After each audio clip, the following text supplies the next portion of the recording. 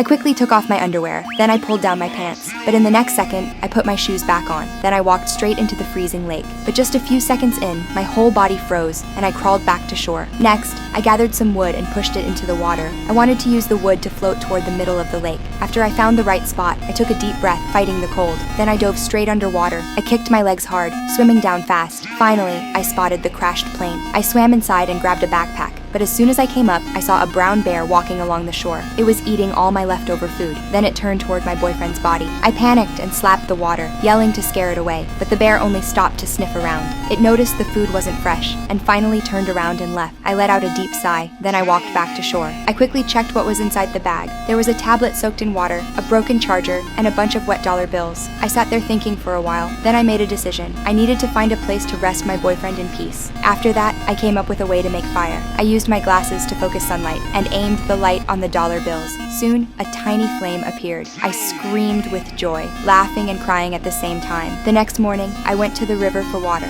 I filled a small container with lake water. Just before drinking, I realized it might be full of germs. So I found a piece of metal and hit it with rocks to shape it like a pot. Then I placed it over the fire to boil water. Soon, the water started to boil. Steam rose into the air. I reached out happily to grab it, but I burned my hand by accident. At least I finally got clean water to drink. But what I didn't know was, a bigger danger was just beginning.